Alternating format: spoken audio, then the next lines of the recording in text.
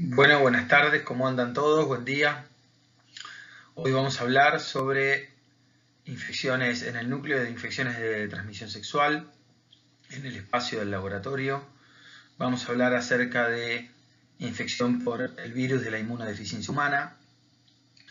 y sobre los métodos diagnósticos asociados a infecciones de transmisión sexual. Los objetivos de la clase de hoy respecto a la infección por el virus de la inmunodeficiencia humana es analizar la epidemiología de la infección del virus de la inmunodeficiencia humana, conocer y describir las características estructurales y morfológicas del virus, comprender la etiopatogenia de la infección y del SIDA, conocer y describir los principales métodos diagnósticos involucrados en la infección de VIH, también las diferentes fases de la infección, comprender ciertos aspectos básicos relativos a las interacciones que se establecen entre el virus y el sistema inmunitario del paciente infectado. Comenzamos con un poco de historia.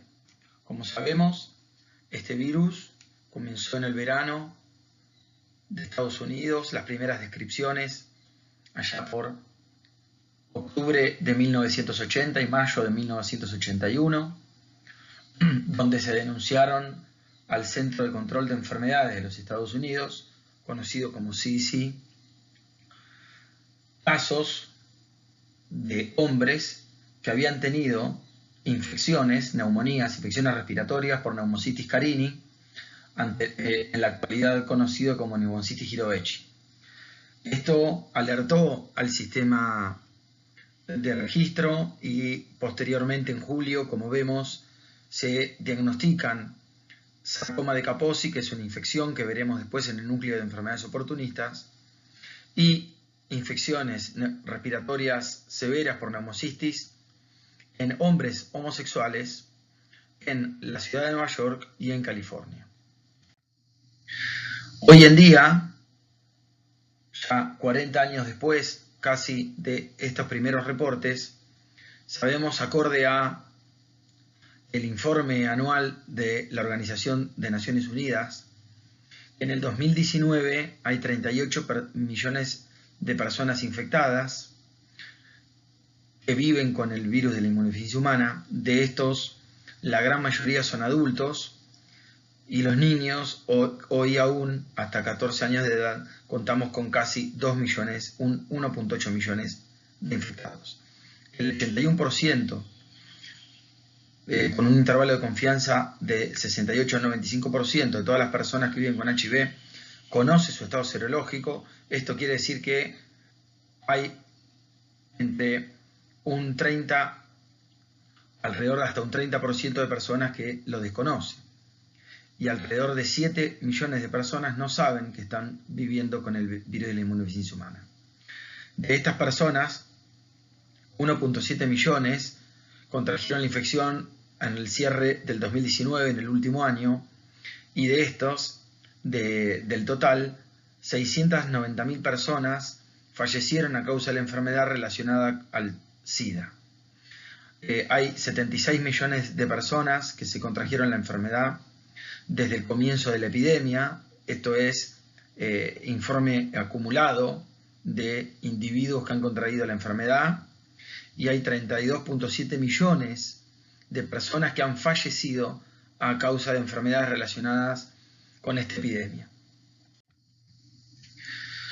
¿Qué pasa con las nuevas infecciones de VIH? Desde el pico alcanzado en 1998, las nuevas infecciones por VIH se han reducido casi un 40%, produciéndose una gran disminución en los últimos 10 años a predominio del 2019, donde se ve una tendencia a la baja comparada respecto a el año 1998. Desde el año 2010, como les contaba, las nuevas infecciones por VIH han descendido alrededor de un 20%, desde 2.1 millones desde el año 2010 a 1.7 millones por año en el año 2019. Desde el año 2010, las infecciones de VIH en niños también han descendido un 52%, siendo el segmento de mayor impacto en las medidas de prevención y control en infecciones, en casos nuevos, sobre todo en niños. Respecto a la mortalidad asociada al SIDA, desde el pico calzado en 2004, los casos de muerte relacionados con SIDA se han reducido más de 60%, y en el 2019 han fallecido casi 700.000 personas y han muerto con enfermedades relacionadas al SIDA en todo el mundo, frente a 1.7 millones de muertes que se registraron en el 2004 y 1.1 millón en el 2010. Esto quiere decir que la mortalidad de SIDA ha disminuido un 40% desde 2010 y también se ha disminuido la cantidad de nuevas infecciones asociadas. O sea, se han disminuido tanto los nuevos diagnósticos como la mortalidad asociada a esta infección. Lo que sabemos al 2016 del reporte de las Naciones Unidas, del reporte anual y permanente de Naciones Unidas, es que, como ya les conté, hay casi 37 millones en el mundo viviendo con HIV, que hay alrededor de 1.7 millones de diagnósticos anuales y menos de 1 millón, como dijimos hace un rato, 690.000 personas que fallecieron en el año 2019. Hay estimados 5.000 nuevas infecciones por día alrededor del mundo. La mayor parte es en el África subsahariana. 400 de ellos son niños menores de 15 años y 4.500 de ellos son personas mayores a 15 años. De estos, el 43% son mujeres, el 37% son jóvenes y de estas el 22% son mujeres. En el 2016, 1.9 millones de personas tenían acceso al tratamiento, 37 millones de personas vivían con HIV, casi 2 millones de personas contrajeron la infección por VIH y 1 millón en el 2016 contra 700.000 en el 2019, por suerte, han fallecido. De esto, si comparamos adultos contra niños, vemos que las diferencias son significativas a lo largo del... Si bien hay una incidencia y una prevalencia global de infecciones a lo largo de todo el planeta Tierra, no son lo mismo las incidencias y prevalencias por región comparado entre América del Norte, América del Sur, África subsahariana y el resto de África, Europa, Asia y Oceanía, detectándose una clara mayor incidencia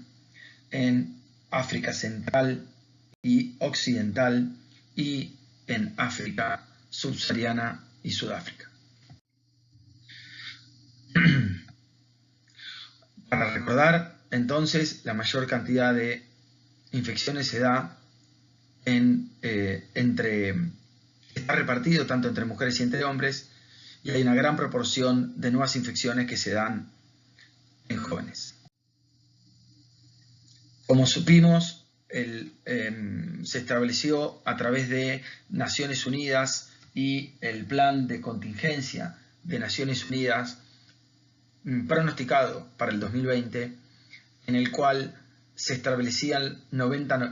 plan 90-90-90 con el objetivo de llegar a el 90% de la población total de infectados de HIV con diagnóstico, que conozcan su diagnóstico, el 90% de ellos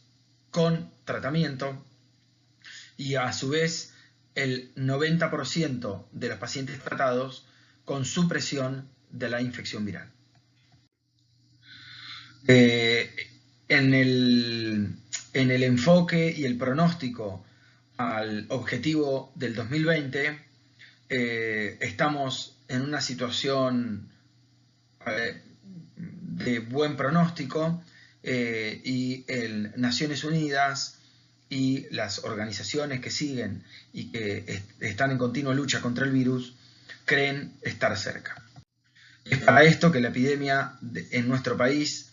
es preocupante, habiendo para los últimos años más de 120.000 personas infectadas, de los cuales menos de la mitad conocen su condición, y de estos alrededor de 56.000 personas de las 120.000 se encuentran bajo tratamiento, siendo el lugar predominante de tratamiento para HIV el sector público y el resto en seguridad social y prepagos. Respecto a la prevalencia, entonces, de este tipo de infección, en nuestro país el 0.4% de prevalencia para población general respecto a los 20 millones de personas sexualmente activas. Hay 12% en mujeres y 6% entre trabajadoras sexuales, 7% en usuarios de drogas y 34% en transexuales. O sea que la incidencia es importante en travestis y transexuales. Respecto a personas que viven con HIV en nuestro país, como ya mencionamos, hay una tendencia del 2010 a la actualidad a la baja, con tendencia a la baja tanto para hombres como para mujeres, y los casos notificados a la fecha con ficha epidemiológica al Ministerio de Salud de la Nación, podemos ver aquí donde la mayor prevalencia de infección tanto en hombres como mujeres, como en hombres y mujeres, es de infecciones asintomáticas, seguido por infecciones ya en estadio de SIDA, en síntomas relacionados al estadio de SIDA. Hay 12%, alrededor de un 10 o un 12% que tienen infecciones sintomáticas sin criterio de SIDA y el resto desconocido. Esto nos lleva a que esta situación obliga o condena al diagnóstico tardío en el 30% de los varones y en el 22% de las mujeres. Lamentablemente es un área donde tenemos que trabajar más en el alerta y el diagnóstico. Según lugar de residencia y región, vemos que la mayor cantidad de casos se concentra en Gran Buenos Aires y zona centro, y después seguido por Ciudad de Buenos Aires y el resto del país. En lo que sería región, vemos que también predomina la región de Gran Buenos Aires y centro del país, seguido muy de cerca por Ciudad de Buenos Aires y noroeste argentino. Respecto a la transmisión del virus, ¿cómo se transmite el HIV? Como sabemos, hay varias formas de transmisión, pero vamos a concentrar en el tipo de transmisión y el riesgo asociado a la transmisión. Como sabemos, es un virus que se encuentra en la sangre, en líquido seminal, en el semen, en fluidos vaginales y en la leche materna, y se transmite a través del contacto de estos fluidos con las mucosas o el torrente sanguíneo. Y por esto podemos ver que la principal vía de transmisión es la vía sexual, pero también hay transmisión por vía sanguínea o por vía perinatal o vertical, que vamos a ver más adelante en el núcleo de transmisión vertical. Respecto a la vía sexual, tanto las relaciones sexuales vaginales o anales, y en mucho menor medida las orales, entre tanto personas del mismo sexo como de diferentes sexos sin protección, son el principal método de contagio relacionado a esta infección. El paso del virus o la infección se desarrolla a través de lesiones o microtraumatismos que se generan durante el coito, y es por ahí donde los fluidos en los cuales contienen el virus ingresan al cuerpo en la pareja. Esto cuenta con el 90% de las transmisiones de VIH que se producen por vía sexual, aunque en menor medida la transmisión oral es una práctica de riesgo, pero idealmente recomendamos que se practique con campo de látex, si bien la transmisión es muy baja. En segundo lugar está la transmisión vertical o perinatal. En el caso de madres HIV positivo que no reciban el adecuado tratamiento y atención durante su gestación, tienen hasta 30% de probabilidades de dar a luz un niño con HIV, y eso lo van a ver más adelante en infecciones de transmisión vertical. Obviamente también el contacto con jeringas o elementos cortopunzantes y el personal de salud que puede verse contaminado con este tipo de fluidos es de riesgo, como así personas que consumen drogas endovenosas son de altísimo riesgo para este tipo de infección. La transmisión,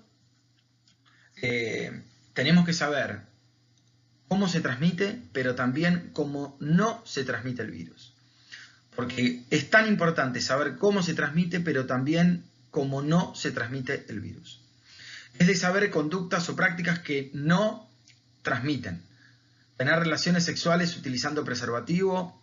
estar cerca de una persona con un estornudo, las picaduras de mosquito, compartir la vajilla, los mismos servicios higiénicos, el baño, la depilación con cera. Estas no hay transmisión del virus en este sentido, de la misma forma que la saliva, los besos, las lágrimas, el sudor, el aire, el agua, compartir un vaso, un alimento, no son vehículos de transmisión.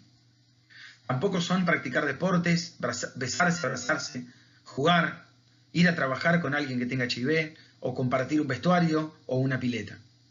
Quien recibe una transfusión de sangre debidamente controlada no corre riesgo, ya que la Ley Nacional de Hemoderivados exige el control de la sangre a transfundir.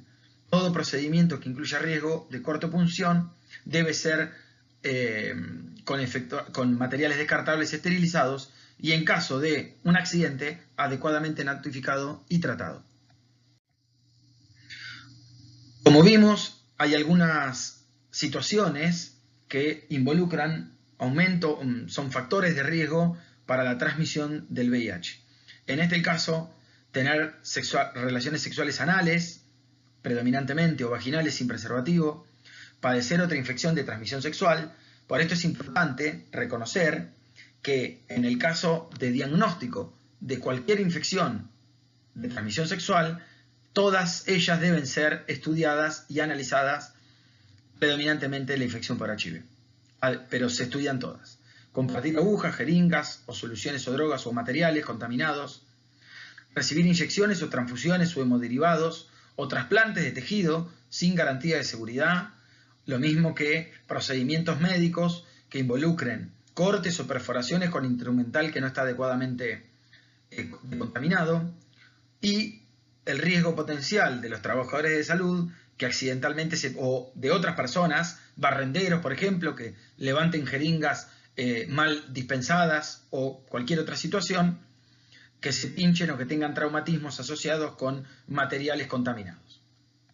Bueno, respecto al virus de HIV, como sabemos, es un virus, es un retrovirus del género de los lentivirus, al cual pertenecen diversos retrovirus animales, entre los que se encuentran, entre otros, el virus de la inmunodeficiencia simiana y felina. También el virus de la anemia infecciosa equina,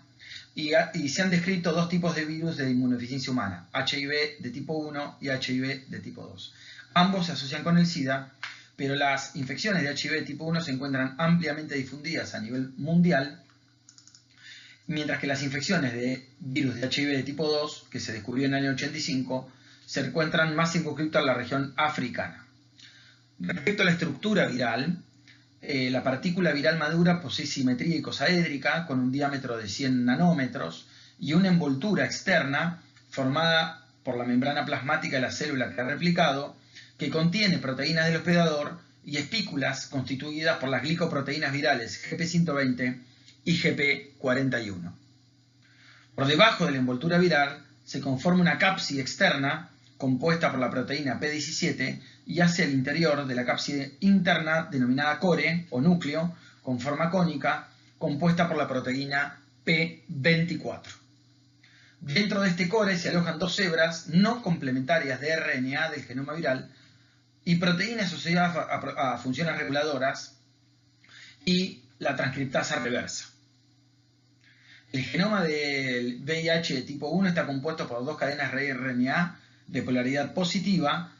de alrededor de 10 kilobases con marcos de lectura abiertos que codifican para sus proteínas virales. Esta organización genómica se reconoce en 9 genes.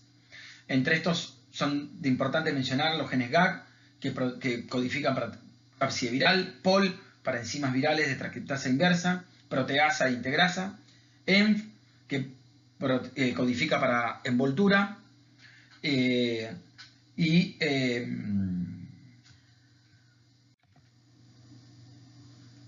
de la misma forma que existen genes regulatorios y accesorios como NEF, BPR, BPU y BIF que tienen mecanismos en la transcripción y en la replicación viral.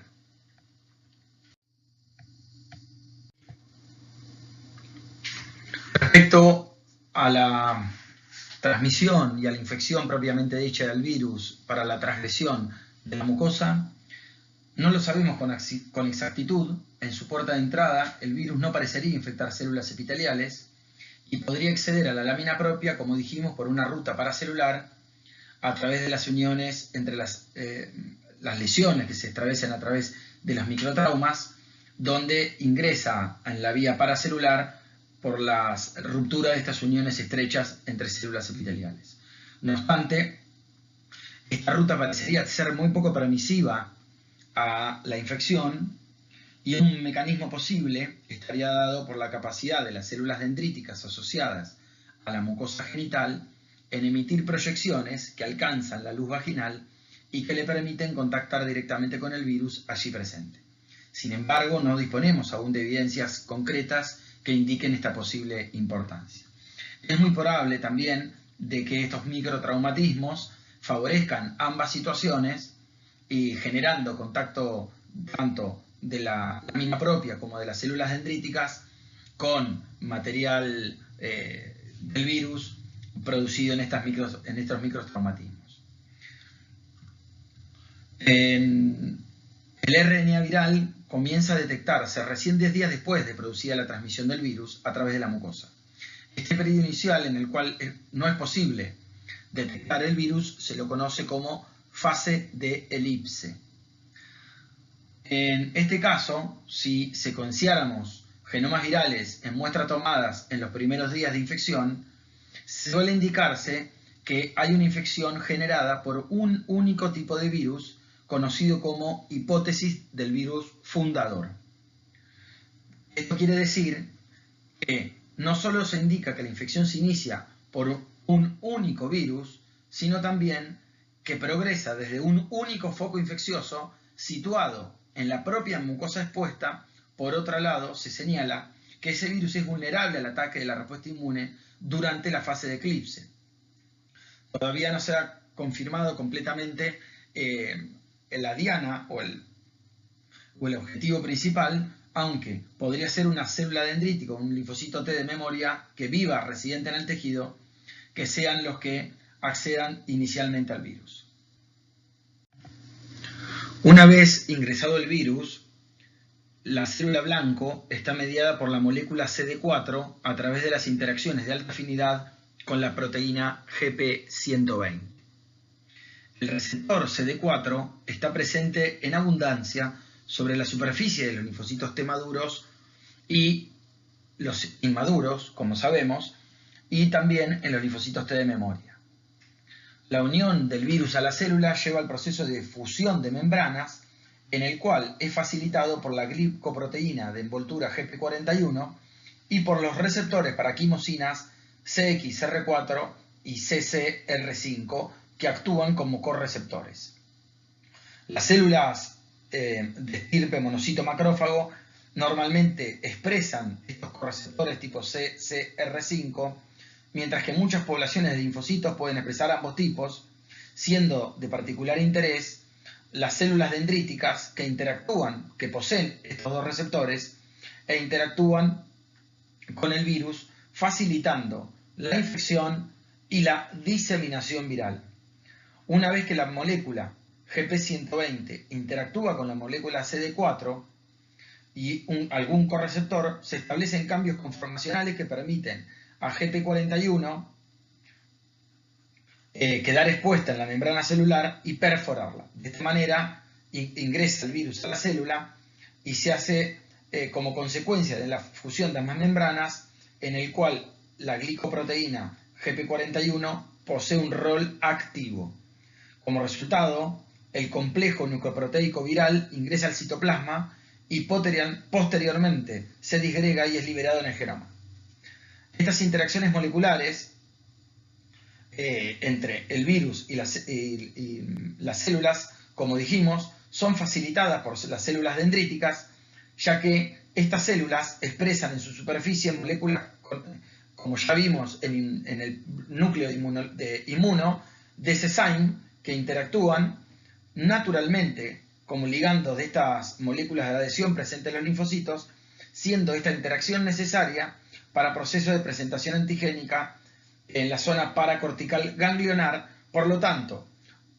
el objetivo está súper claro, porque ingresa el virus de HIV a la lámina propia, ya sea por microtraumatismo, por células dendríticas, y son estas las dendríticas y los infecta. El objetivo general sería infectar a los CD4, y por lo tanto las dendríticas que captan al virus lo transportan hacia los ganglios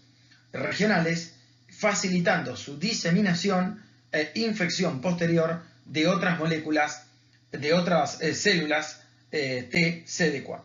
De esta forma, el HIV puede interaccionar con múltiples linfocitos TCD4 en el foco infeccioso y en el órgano linfático secundario. Como vimos entonces, una vez producida la entrada del virus a la célula, en el citoplasma, el RNA viral es liberado y ocurre la transcripción inversa, mayormente en el citoplasma, la que es catalizada por la enzima de transcriptasa inversa, que tiene al menos 3 funciones: polimerasa DNA dependiente de RNA, polimerasa de DNA dependiente de DNA y ribonucleasa. En este sentido, la polimerasa genera una hebra negativa de DNA y luego la actividad de la DNA polimerasa, DNA dependiente, genera una cadena positiva que a su vez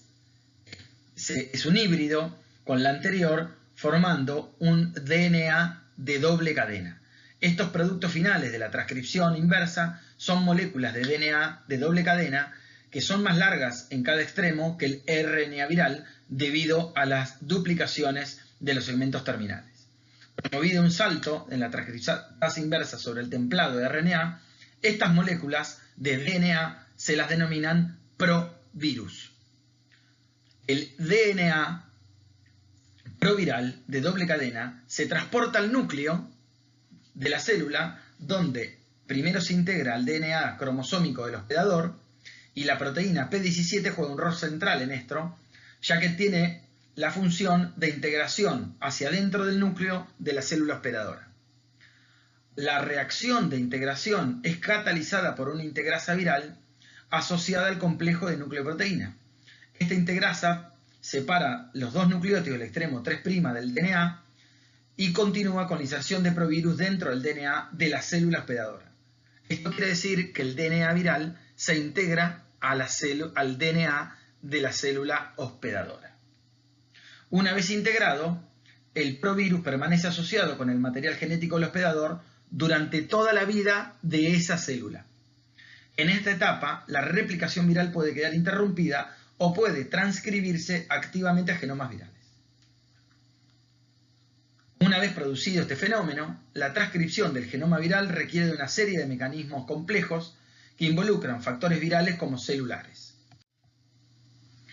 Una vez los transcriptos primarios del RNA sintetizado a partir del provirus por acción de la enzima celular RNA polimerasa 2, constituyen uno de los mensajeros para la síntesis de poliproteínas virales y, por otro, los genomas de HIV que serán incorporados en los nuevos viriones. Una vez generado todo este mecanismo, todas las proteínas virales estructurales se sintetizan como poliproteínas y las proteínas reguladoras se transcriben en RNA mensajeros procesados. De esta forma procede el ensamble, egreso y maduración del producto. El ensamble incluye el procesamiento y la glucosilación de las proteínas de la envoltura, y las proteínas derivadas del gen GAG tienen un papel fundamental en este sentido, ya que para reclutar las proteínas virales, como la de la célula hospedadora dentro de las partículas virales, se cree que el mensajero viral no procesado es reclutado en el proceso de ensamblaje del precursor. Sin embargo, la localización en naturaleza de su señal de empaquetamiento ocurre en el citoplasma previo a su liberación. En general, todos los componentes virales, así como los elementos derivados de la célula hospedadora, como por ejemplo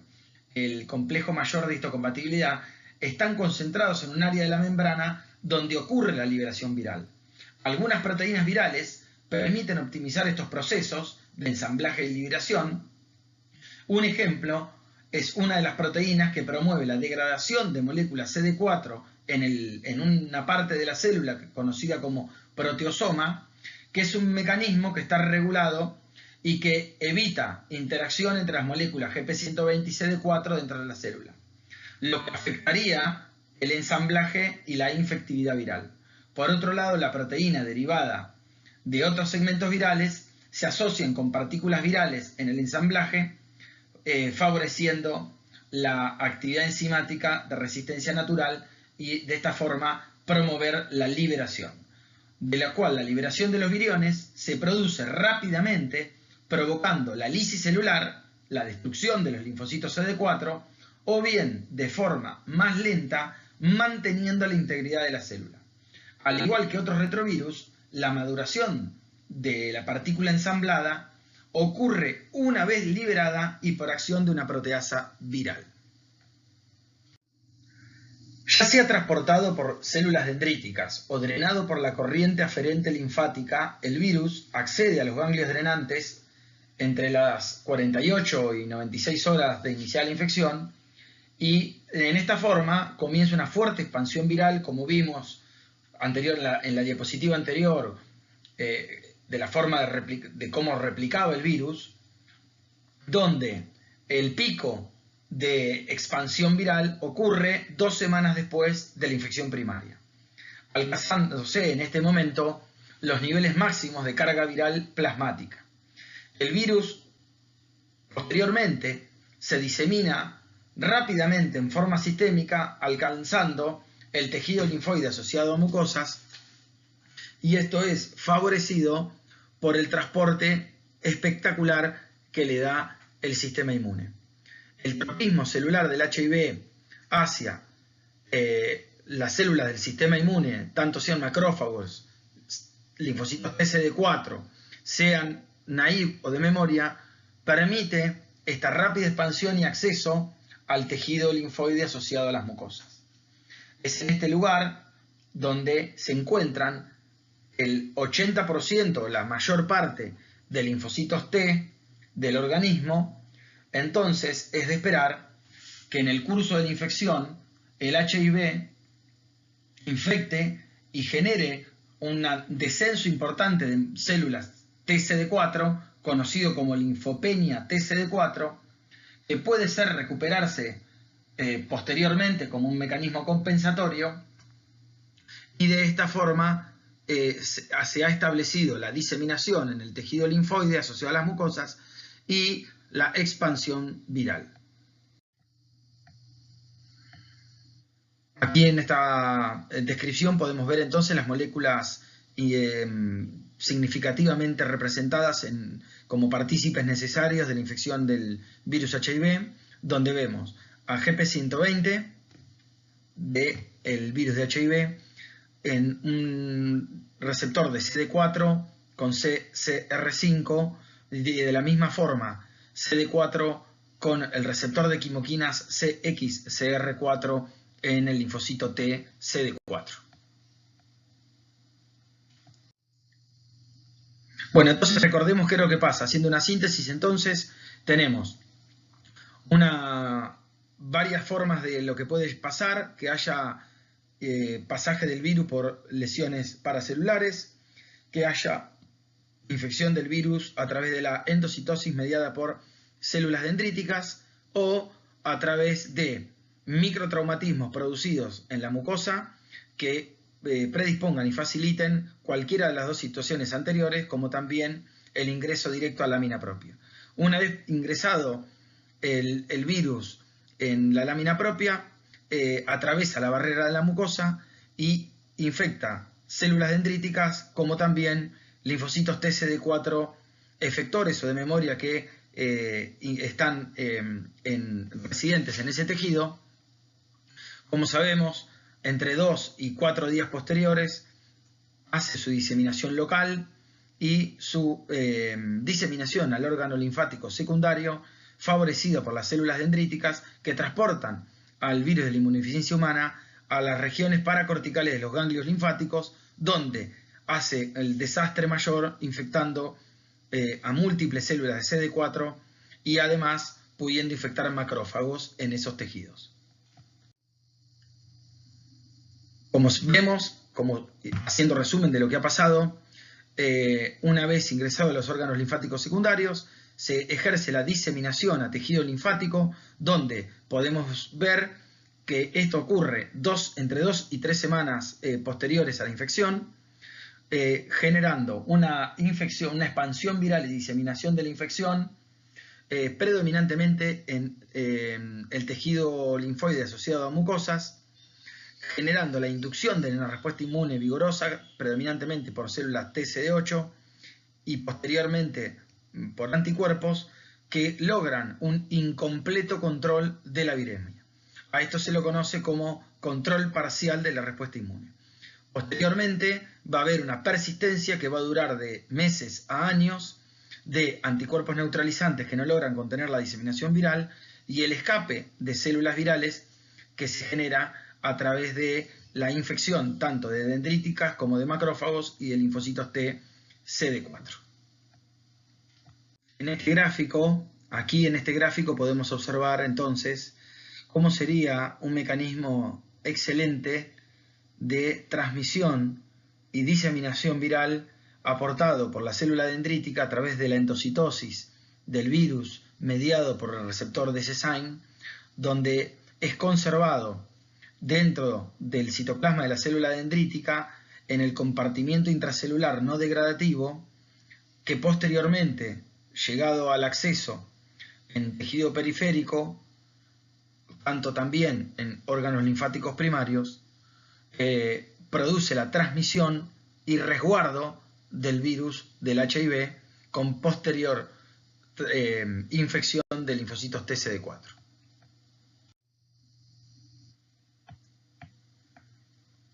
De la misma forma, vemos aquí en este gráfico ilustrado, luego de semanas posinfección, que a medida que aumenta la carga viral en sangre periférica, hay una consecutiva disminución inicial en las primeras 2 semanas de células CD4 en sangre periférica y de la misma forma una depresión significativa y sostenida de células TCD4 en la mucosa intestinal. Esto nos dice que las altísimas cargas virales que alcanza el HIV en sangre y la profunda depresión de estas células CD4 en el tejido linfoide asociado a mucosas representan las propiedades excelentes que tiene este virus, que se acompaña de, a veces, manifestaciones clínicas leves como fiebre y linfadenopatías. De la misma forma, esta reducción de células TCD4 efectoras se acompaña también de una depresión de otros repertorios de linfocitos T que puede incluir a las células NKT, a las células T gamma delta y, en consecuencia, también repercute sobre el pool de células TCD8 que vamos a ver en la próxima diapositiva. Entonces el intestino juega un rol central en la contención y en la diseminación de la infección por HIV, donde la depresión de células TCD4 de sangre periférica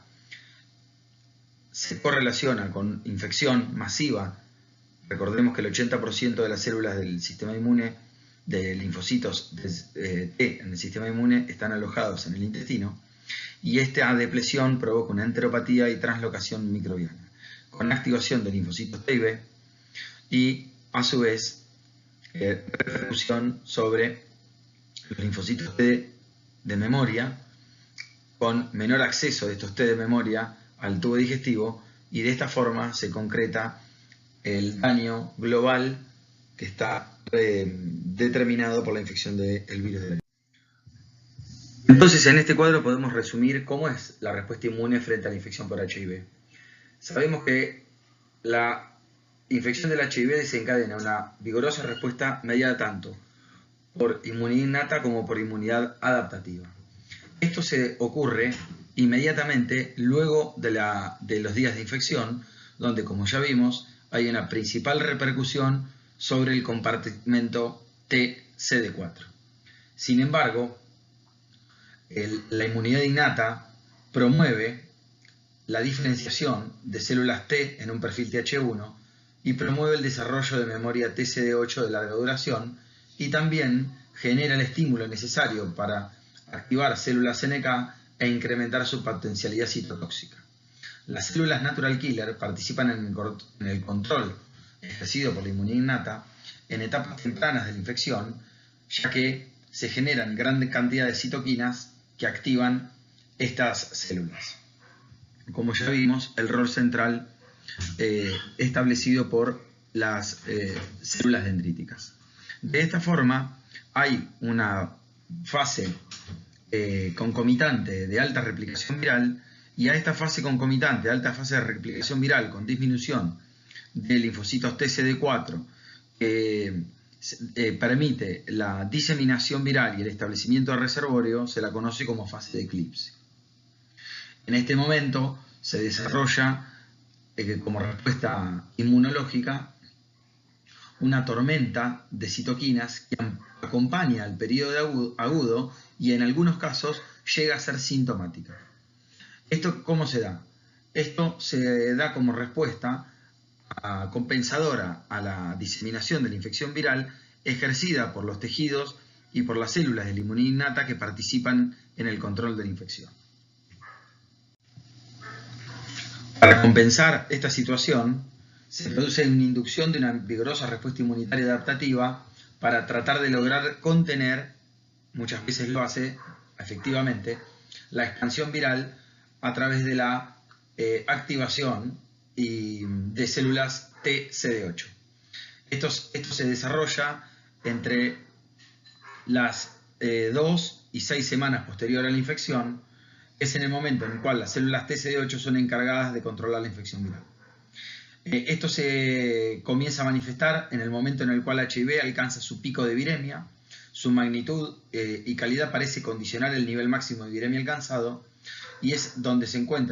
equilibra el pico de actividad de activación de CD8 con la neutralización o la contención de la viremia relacionada a la infección del HIV. Sin embargo, en esta etapa se encuentra con un reducido número de epitopes asociados a HIV. En este caso, su eficacia parece reducirse paulatinamente debido a la aparición de mutaciones que están relacionadas con la replicación viral, y en este caso, este patrón de cambios continúa un ritmo similar durante todo el proceso infeccioso, generando un estrés crónico en la activación de células TCD8, y estos factores limitan la eficacia de la contención mediada por células T supresoras. Es importante remarcar en este sentido la necesidad de otro mecanismo alternativo, y en este caso este mecanismo está ejercido por anticuerpos que se generan como respuesta de linfocitos B y como un intento de contención de la infección viral, y estos anticuerpos neutralizantes y anticuerpos generados por la activación de linfocitos B terminan apareciendo de forma tardía e ineficientemente. Esta aparición tardía e ineficiente de anticuerpos neutralizantes genera progresivo deterioro y estrés de la memoria inmune por células CD8 y el ineficaz clearance viral ejercido por los anticuerpos neutralizantes. Esto va a generar entonces un estado óptimo de diseminación viral. Por lo tanto, y para finalizar, entonces, La activación crónica del sistema inmune va a generar en la infección por HIV un factor de mal pronóstico en la evolución del paciente, ya que vamos a observar, en este caso, depresión sostenida de células CD4, activación crónica de células TCD8, activación ineficiente y policlonal de linfocitos B, que se va a asociar con hipergamaglobulinemia, con aumento de las gamaglobulinas porque no pueden contener eficazmente al virus. Se va a aumentar la expresión de marcadores de activación que tienen que ver con el estrés y el agotamiento celular, con una producción aumentada de autoanticuerpos que se generan como parámetro de disregulación asociado a la infección crónica de HIV. Esto va a asociar secundariamente fibrosis de los ganglios linfáticos con activación de linfocitos B de forma inadecuada, con mayor persistencia de marcadores de activación tanto en linfocitos B como en linfocitos T, y disminución de la vida media de linfocitos T, CD4 y también CD8.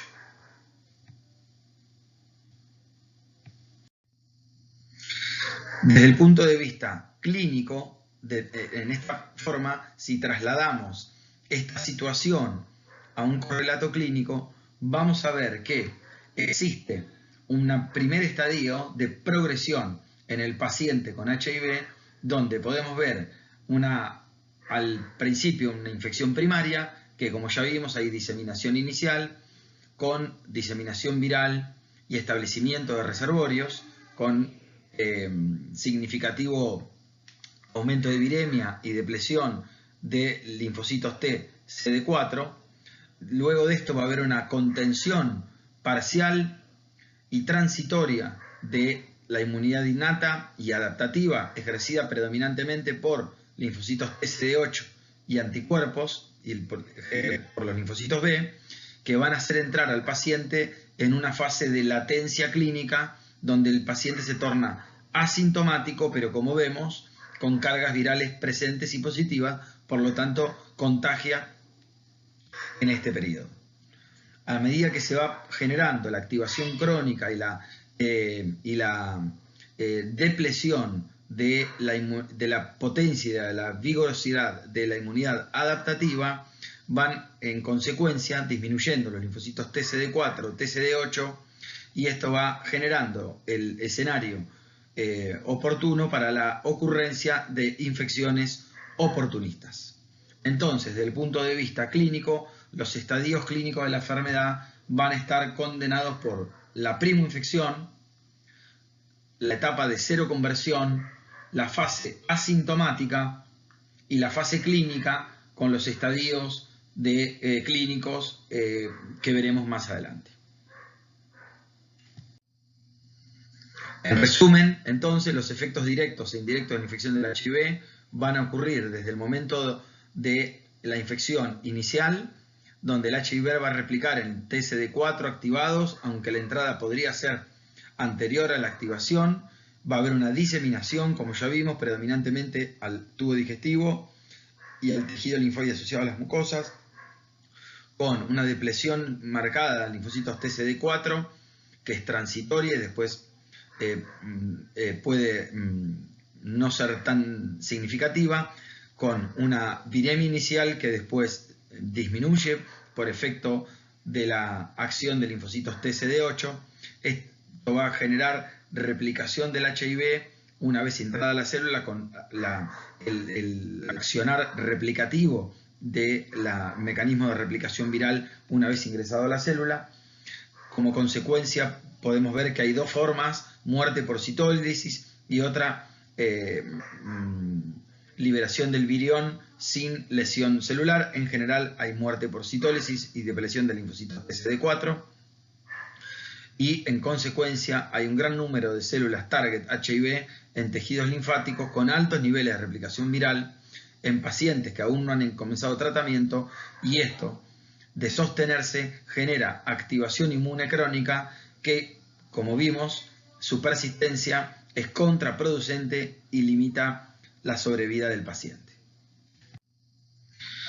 Respecto a la inmunopatogenia en la infección crónica por HIV, entonces hay tres formas de considerar el efecto viral directo tanto para linfocitos T,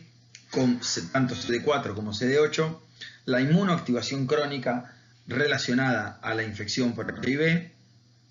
y a la disfunción de órganos linfoides primarios que van a condicionar una pérdida progresiva de linfocitos TCD4, aparición de infecciones oportunistas y cáncer y finalmente el óbito de no tomar ninguna medida al respecto.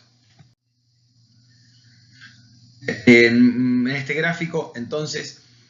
hacemos el resumen acerca de la inmunoactivación crónica que conlleva a la persistencia de replicación del HIV en el tejido inmune, depresión de células del compartimiento adaptativo, disfunción de células de linfocitos T y de linfocitos B y una anormal y disminución del turnover de la generación de nuevos emigrantes tímicos por una alteración de la función de los órganos linfoides primarios, tanto de médula ósea como del timo. Esta inmunoactivación crónica va a generar activación de células del sistema inmune por citoquinas preinflamatorias y pérdida de linfocitos T reguladores que van a generar alteración con excesivo efecto supresor. Por lo tanto, va a haber disminución del control de la viremia y esto es generado por características propias del virus, como expresión y transcripción de ciertos genes y proteínas, translocación de productos microbianos desde la luz intestinal por pérdida de defensas naturales en el tejido linfoide asociado a las mucosas y a coinfecciones con otros patógenos que son sinérgicos en el daño y potencian esta situación. Esta inmunoactivación crónica va a generar un aumento en el nivel plasmático de citoquinas proinflamatorias. Esto quiere decir que si medimos citoquinas proinflamatorias en estos pacientes, vamos a encontrarlas elevadas, aumento de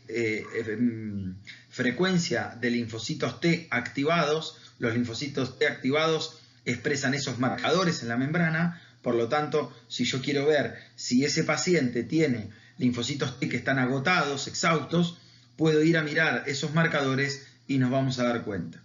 Expresión aumentada de ligandos que están relacionados a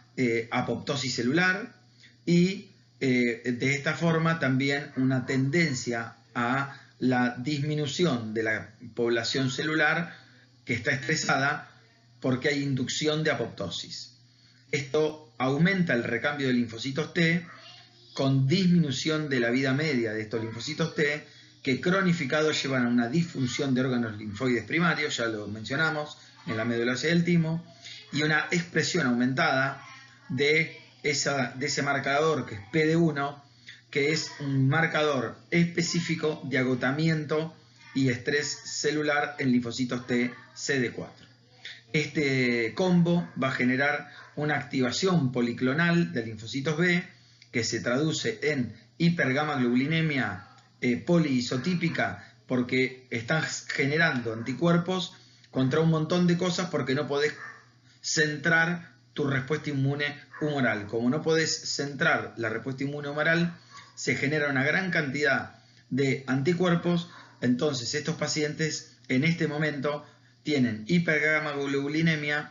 linfopenia TCD4 y posteriormente también TCD8 con alteración de la regulación del sistema inmune en un perfil proinflamatorio. Esta inmunoactivación crónica va a llevar al agotamiento de las reservas de linfocitos T vírgenes y también por muerte por apoptosis y por lisis de linfocitos T efectores y de memoria que se van a concretar en disfunción tímica, y esta disfunción tímica también se va a asociar con fibrosis de órganos linfáticos secundarios y esto genera retención de linfocitos T efectores y generación de nuevas células blanco para el HIV, lo que permite sostenerse y diseminarse para generar su propia replicación viral. Por lo tanto, va a quedar en un circuito reverberante de replicación viral y inmunoactivación crónica que es nocivo definitivamente para el huésped. Estos reservorios que van a ser foco de la persistencia de replicación viral han sido objeto de grandes estudios y focos de tratamiento, y estos santuarios o reservorios son los ganglios linfáticos, el aparato reproductor, el sistema retículo endotelial, el vaso, el hígado, los órganos linfoides primarios, sobre todo la médula ósea, como ya vimos, las células dendríticas y los monocitos, y la célula de la microglia en el sistema nervioso central, que van a ser objeto de persistencia y de replicación viral para estos pacientes. En este caso, el HIV persiste aún en pacientes con tratamiento adecuado, y es por esto que los tratamientos no deben discontinuarse, ya que se ha visto rápidos rebotes de viremia en pacientes que han interrumpido el tratamiento. Ya, como verán más adelante en la carrera, que los tratamientos antirretrovirales no pueden erradicar la enfermedad. En este gráfico, a modo de resumen, podemos ver en la parte superior acerca de las etapas que va cursando clínicamente la infección, con una etapa inicial de seroconversión que está asociada también, como vimos, a la fase de eclipse. La fase de seroconversión es cuando aparecen anticuerpos dosables en sangre periférica, y esto se relaciona con la aparición de la positividad de los test de screening. Luego el periodo libre de síntomas, que puede asociar linfoadenopatías persistentes, y posteriormente todos los cuadros clínicos asociados a el síndrome de inmunodeficiencia adquirida. En relación a la cantidad de células CD4 que encontramos en sangre periférica, a medida, por supuesto, que van disminuyendo la cantidad total absoluta de células CD4, el valor normal de células CD4 para un adulto sano es alrededor mayor a 750 células, alrededor de 1000, con una media alrededor de 1000, y como vemos, a medida que van empezando a disminuir la cantidad de células CD4, empiezan a aparecer, estoy en el medio, en el gráfico celeste, diferentes tipos de cuadros clínicos e infecciones asociadas a la infección de HIV, y en este caso a la repercusión en la linfopenia CD4 asociada a esta situación. Como podemos ver, a partir de